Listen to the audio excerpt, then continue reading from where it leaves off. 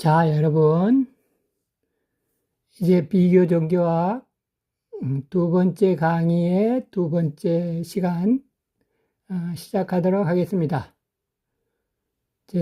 이번에는 종교의 기원에 대해서 살펴볼 거예요. 종교의 기원을 크게 지금 두 가지로 크게 나래비를 세워서 입장 두 가지, 이렇게 좀 쉽게 나누어서, 크게 나누어서 이렇게 여러분들에게 설명을 드립니다. 물론 이 종교의 기원에 대해서 좀 더 두 가지 정도 아니라 좀 더 여러 갈래로 더 자세하게 다루어 보는 시간이 다음 시간쯤 있을 겁니다. 그런데 이제 오늘은 개관 중에서도 개관이니까 그 종교의 기원에 대해서 얘기하는 입장을 크게 두 갈래길로 나눈 거예요. 그러면 크게 두 갈래의 길은 어떤 입장이냐? 입장 1과 입장 2가 있는데, 여기 지금 빨간 걸로만 된 것만 보시면, 입장 1은 인간이 살다 보니까 점점 종교적이 되어 갔다라고 하는 거고, 입장 2는 인간은 처음부터 종교적 존재로 창조됐다. 인간이 만들어질 때 종교적인 존재로 신을 사모하는 존재로 처음부터 창조됐다라고 하는 입장이거든요. 그래서 여러분들 이 두 입장 중에서 어느 입장이 옳겠어요? 여러분들 뭐 단번에 아실 수 있겠죠. 그 입장 2가 옳은 거예요. 인간은 처음부터 종교적인 존재로 창조됐어요. 그러니까 이제 우리는 창조론을 믿는 입장인데 그 성경에 그렇게 쓰여 있고 이제 이게 진리라고 우리는 믿는 거고 사실이 그래요.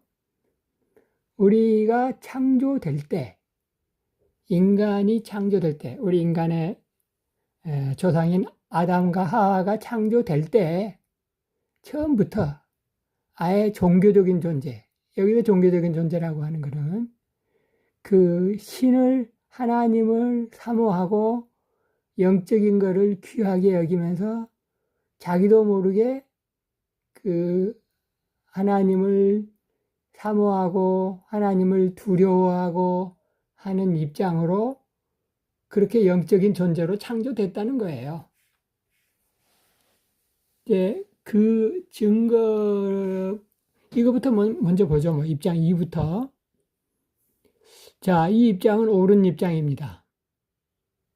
성경에 그렇게 쓰여 있으니까 성경적인 입장이에요.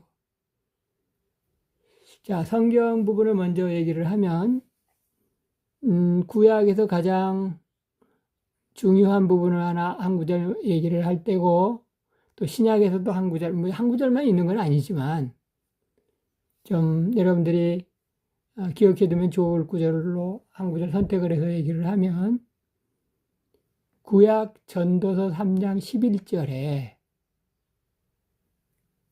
어떤 내용의 말씀이냐. 전도서 3장 11절은 상당히 길어요. 한 크게 셋으로 나눌 수 있는 이 한 구절만 가지고 한 셋으로 나눌 수 있는데 그 중에 어떤 부분이 진리가 거기에 감춰져 있냐면 영혼을 사모하는 마음이라고 하는 그 구절이 있어요. 영혼을 사모하는 마음. 사람은 말이죠. 지금 현재 어느 종교를 믿는 어느 민족, 어느 종족이건 간에 사람에게는 영혼을 사모하는 마음이 있다. 라고 하는 그 진리가 전도서에 있는데 사람이 처음부터 창조될 때부터 영혼을 사모하는 마음이 그 안에 있게끔 그렇게 만들어졌다는 거죠. 그래서 인간은 어느 민족이든 오늘날 어떤 종교를 가진 민족이라고 하더라도 그 안에 영적인 마음이 다 있는 거예요.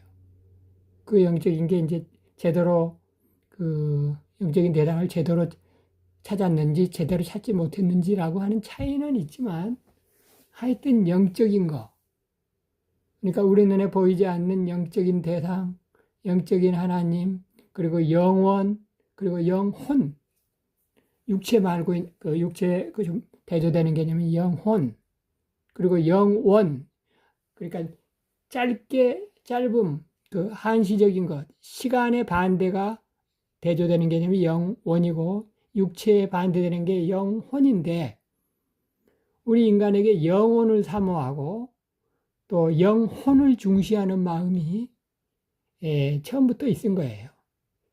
이게 전도서 3장 11절에 그 말씀인 거고, 신약 성경에서는 어떤 표현이 있냐면 하나님을 알 만한 것이 저희 속에 있다 이렇게 얘기했어요. 로마서 1장 19절 말씀인데요. 로마서 1장 19절에 있는 하나님을 알 만한 것이 저희 속에 있다. 하나님을 알 만한 것을 다른 말로 표현하면 영적인 것, 또 영혼을 사모하는 마음, 이렇게 바꿀 수도 있겠죠. 영적인 것을 중시하는 마음, 이런 마음이 저희 속에 있대요. 그럴 때 그 저희가 어떤 자들인가? 로마서 1장 19절 그 앞뒤 문맥을 1장 18절 이 부분들을 잘 보면은 그 믿지 않는 자들이에요. 하나님을 믿지 않고 또는 다른 신을 섬기거나 하여튼 믿지 않는 자들이에요.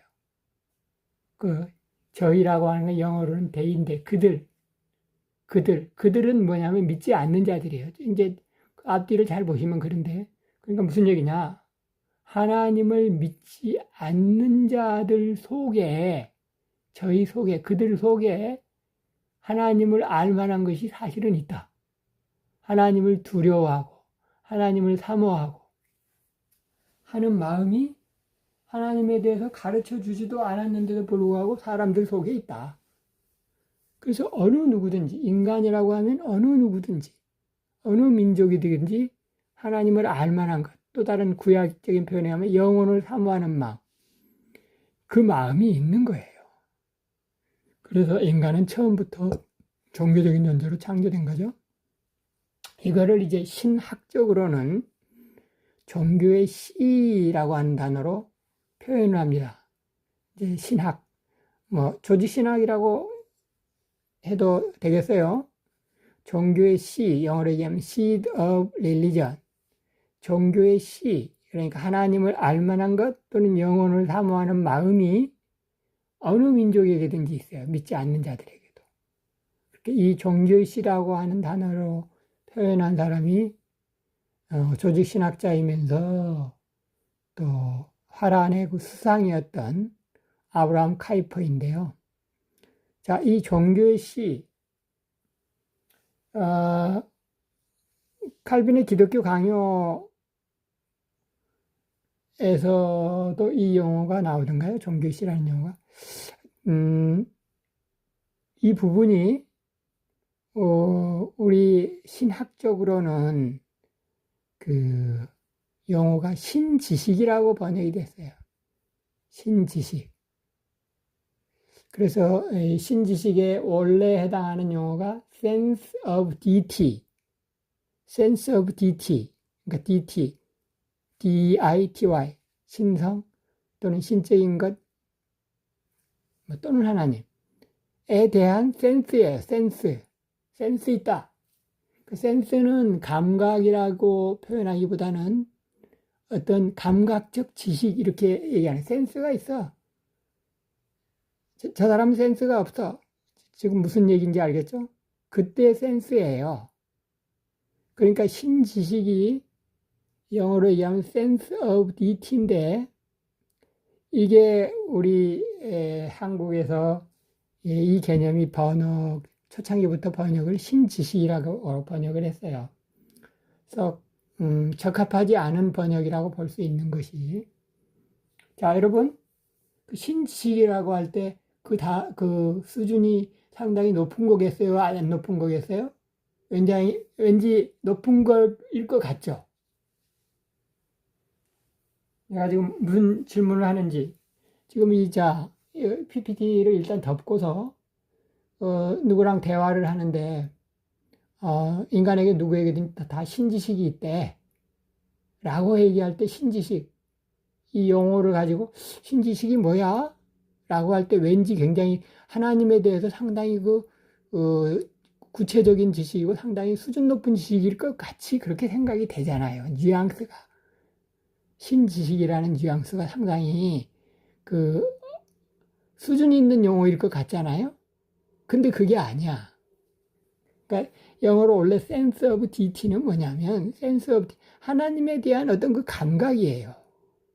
그러니까 그 중정이 든 그 초등학교 이상, 초등학교 한 5학년 이 정도면은 그 중정이라고 그러나 어느 정도 어느 정도 그 감각, 어느 정도 중정이 들어간 학생들의 경우에는 초등학교 5학년이 될지 뭐 중학교 2학년이 될지 하여튼 그 학생들에게는 하나님에 대해서 신에 대해서 가르쳐 주지 않아도 무의식 중에 그 영적인 하나님에 대한 생각을 하게끔 돼 있어요. 죄를 저지르면 자기가 나쁜 짓 했다 그러면 두렵고 말이죠. 그 영적인 그 어떤 그 감각이 있는 거예요. 그게 센스예요. sense of deity. 그러니까 그 deity, 그 하나님도 아니고 말이죠. 이제 하나님은 아니고 그 deity라고 하는 단어는 하나님이라고 표현할 수도 없는 그 어떤 그 영적인 부분. 그러니까 쉽게 얘기하면 영혼을 사모하는 마음, 그러니까 영혼에 대해서 사모하고 혼이라고 하는 걸 생각하고 그 영적인 존재에 대해서 경외감과 함께 그 두려움을 느끼는 그 감각 있잖아요. 뭔지 모르지만 하여튼 이래서는 안 될 것 같은 어떤 그 마음, 그 센스, 그게 센스예요. 센스 오브 디티. 그 신성에 대한 어떤 그 감각적 지식, 그게 센스란 말이죠. 근데 그거를 이제 신학 용어에서는 우리 기독교 강의에서 다 신지식이라고 번역을 해서 그 신지식 그러면은 굉장히 하나님에 대한 구체적인 지식, 뭐 신론 시간에 배우는 뭐 전능, 뭐 불가항력적 은혜 이런 것들에 대해서 아는 것이 신지식인 것 같이 그렇게 오해할 수가 있는데 사실은 그게 아니고 아무리 하나님에 대해서 전혀 교육을 가르침을 받지 않은 사람이라고 하더라도 인간이 처음부터 그렇게 창조되었기 때문에 이제 깐난쟁이는 아니지만 깐난쟁이가 그 영적인 부분에 대해서 알 리는 없죠. 그렇지만 깐난쟁이는 아니지만 그 어떤 지각이 어느 정도 들어간 그 아이에게 벌써 영적인 그 영혼을 탐하는 마음이 들어가 있다는 거예요. 그게 이제 종교시라는 얘기거든요. 자, 어쨌든 이게 이제 옳은 입장입니다. 그래서 이제 옳은 입장에 대해서 굉장히 길게 얘기를 했는데 사실은 일반 종교학이나 비교 종교학의 그 설명을 보면 입장 1이 훨씬 더 길어요. 입장 1이.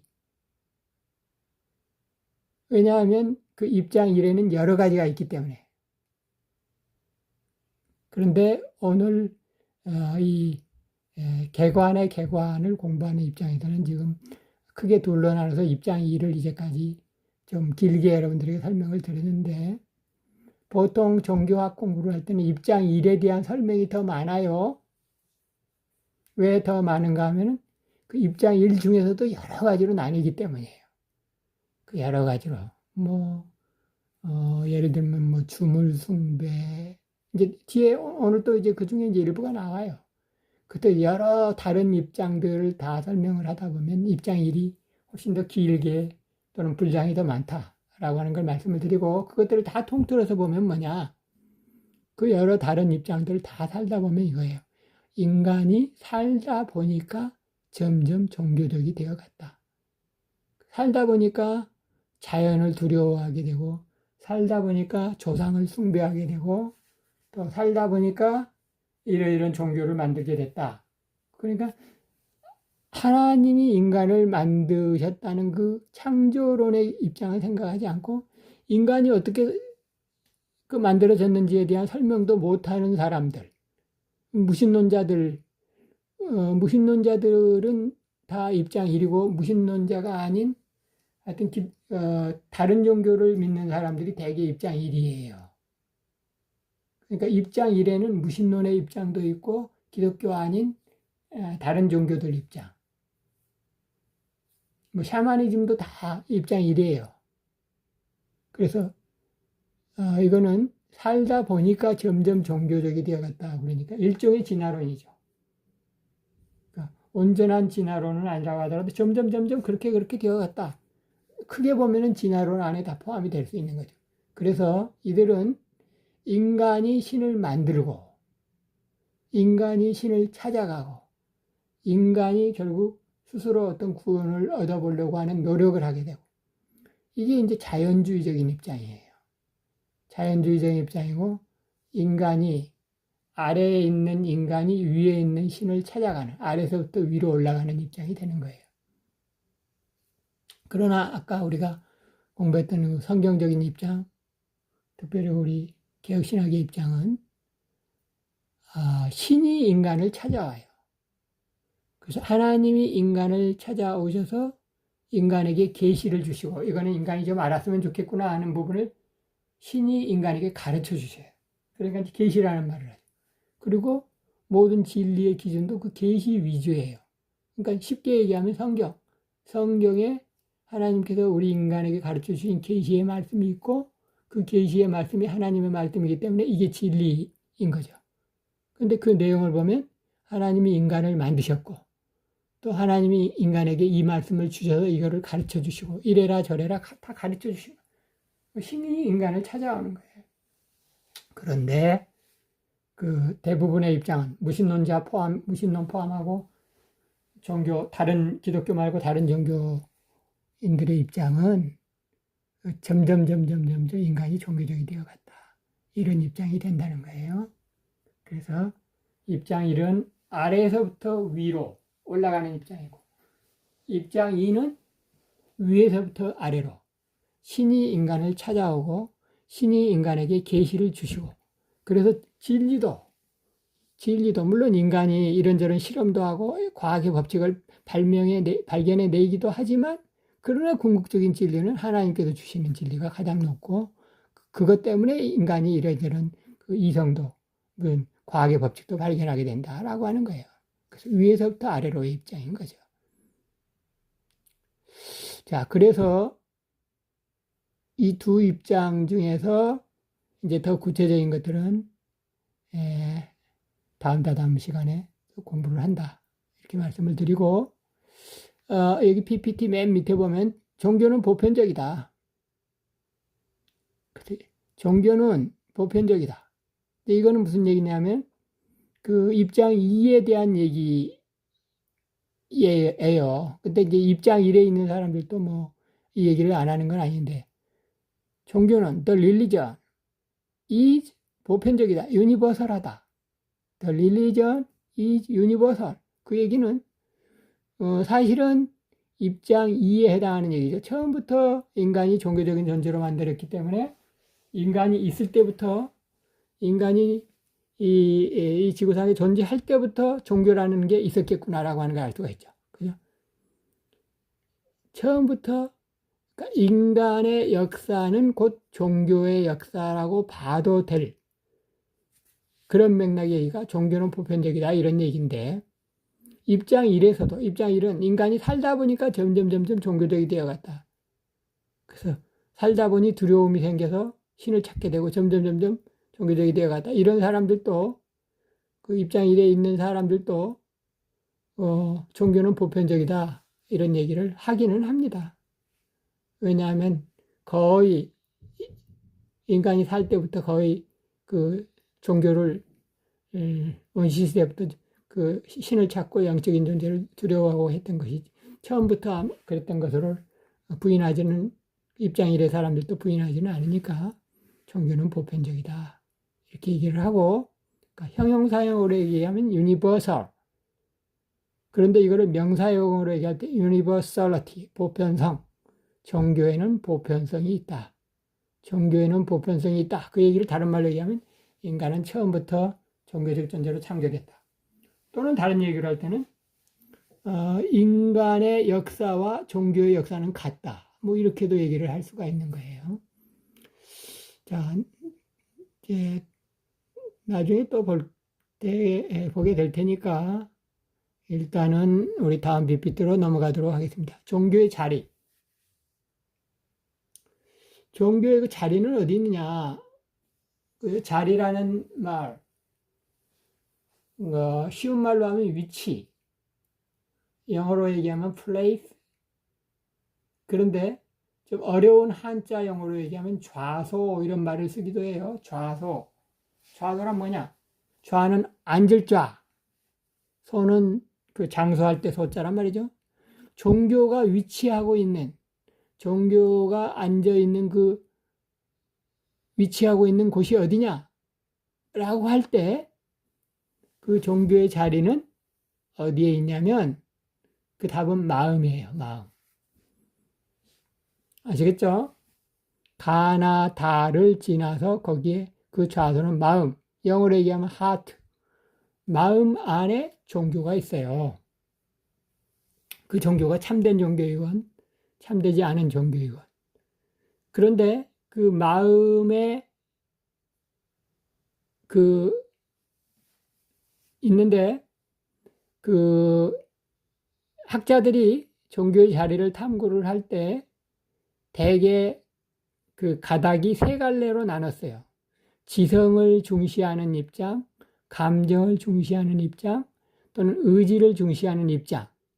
이거를 오늘날 우리가 지정의 이렇게 얘기를 하죠. 그런데 종교의 자리에 대한 또는 어떤 다른 부분에 있어서 어떤 학문적인 어떤 입장을 추구를 할 때 대개 지식을 중시한 입장이 있었고 또 감정을 중시한 입장이 있었고 의지를 중시한 입장이 그 역사 이래로 있어 왔어요. 학자들 사이에. 그래서 우리가 흔히 지성을 중시한 입장을 주지주의 이렇게 얘기를 하고 또 감정을 중시한 입장을 주정주의 이렇게 얘기를 하고 또 의지를 중시한 입장을 여기서 의지는 will이에요. will. 내 뜻대로 하겠다. 강한 의지. 의지가 좀 나쁘게 표현될 때는 고집이라고도 얘기를 하는 그게 의지란 말이죠. 그 will을 중요시하는 입장을 주의주의 이렇게 얘기를 하는데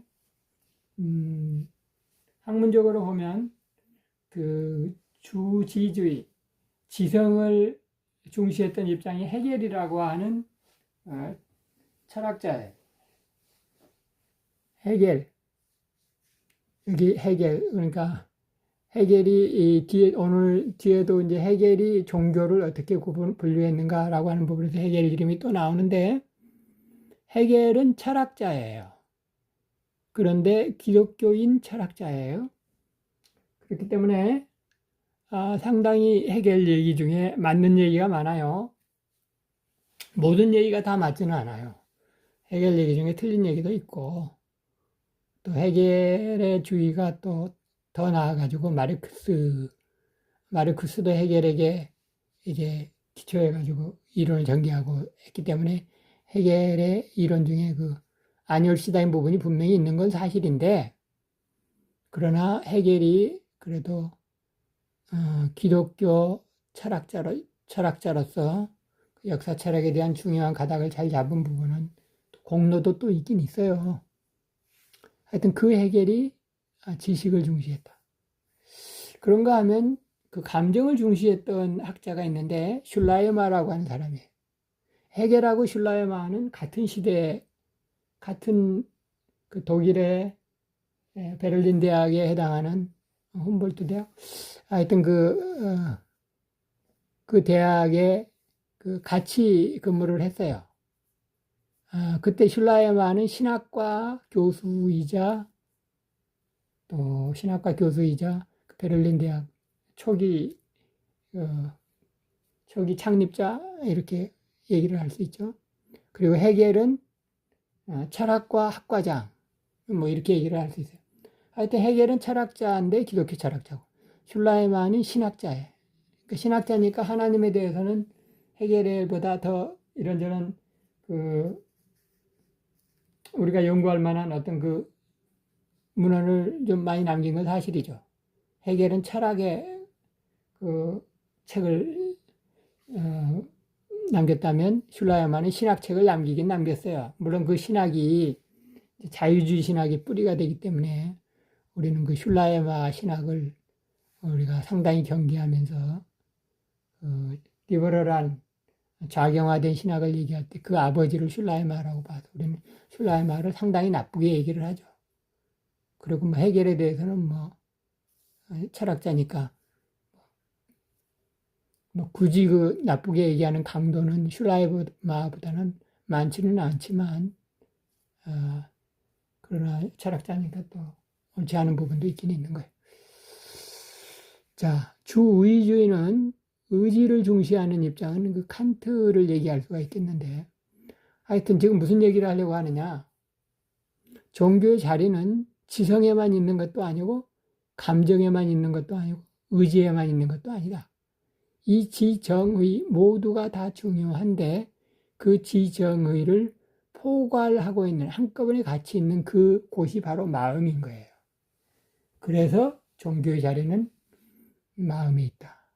지성에 있는 게 아니고 감정에 있는 것도 아니고 의지에 있는 것도 아니고 그래서 종교의 자리를 이렇게 지정을 같이 얘기를 할 때 마음을 얘기한다. 그래서 이제 그 지정의는 오늘날 그 교육 대학의 어떤 그 교육부에 발표하는 어떤 그 자기 대학의 그 목표, 학습 목표, 대학의 목표 이런 거 얘기할 때 중요시하는 키포인트 되는 그런 단어들이 지성, 감정, 의지 이제 이거예요. 근데 이제 교육에서 중요한 게 그 지정의인데 이거를 인격의 3요소 이렇게 얘기를 하죠. 인격의 3요소 이렇게 얘기를 하면서 지정의 이렇게 얘기를 하고 그것들이 모두 있는 곳은 마음인데 이 종교의 자리는 바로 마음에 있다. 자, 밑에 그 쓴 부분을 한번 읽어볼게요. 자, 마음은 지성, 감정, 의지를 지배한다.